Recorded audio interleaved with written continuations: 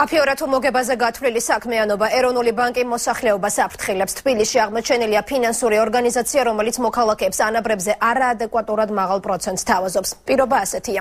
თანხის მიტანისა და მაღალი სარგებელი სანაცვლოდ დაინტერესებულმა პირმა შეპესო ოქროს ირემში დამატებით 5 მიანაბრე უნდა მიიყვანოს. სპეციალისტები ეგრეთ წოდებულ ფინანსურ პირამიდაზე საუბრობენ. ეს რიგები ჭავჭავაძის ქუჩაზე საფინანსო ორგანიზაციასთანაა. მოქალაქეები აქ კომპანია ოქროს ირემის ხელმძღვანელობის მხრიდან ახალ ფინანსურ შეთავაზებას ელოდებიან.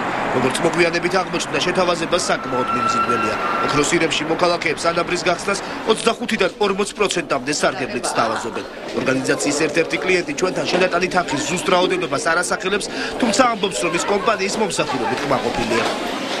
ბანკს ვისტუმრებ ამ ფულით. იცით თქვენ? არის დაზარალებული. ხო, დაზარალებული ვარ. ბანკის ფული მაქვს ძალიან დიდი გადასახდელი. ამ ფირმით არ ხარ დაზარალებული. ამით არა, ჩემო კარგო, დიდება უფალს აქ რომ მოვედით, ბანკი მიყიდის სახს, აქედან ამოღებული ფულს ვიხდი ბანკში. ჩემი შვილები, ჩემი რძალი, ჩემი სანათესაო, ყველა ჩემი სანათესაო, ამოვისუნთქეთ. მიანაბრეებთან გაფორმებული ხელშეკრულებების საიდუმლოა.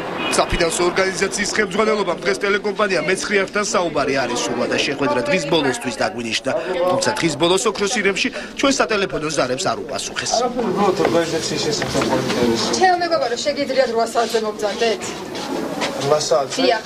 საათზე ჩვენ ცოტა დაგვიანებული იქნება და თუ მანამდე მაშინ უნდა რაღაცაირად შევჯერდეთ, თქვა ხვალ დღისით მოგზავნდეთ 11 საათზე. დღეს ვერა? ვერ მოვახერხებ, ჩემო მეგობარო, ხალხი ყოს საქმე გვაქვს. მოგებაზე გათვლილი გამართული ბიზნეს გეგმა თუ ფინანსურ პირამიდად ცნობილი აფიორა. საჯარო ცნობილია ეგრეთ წოდებული პირამიდის პრინციპი.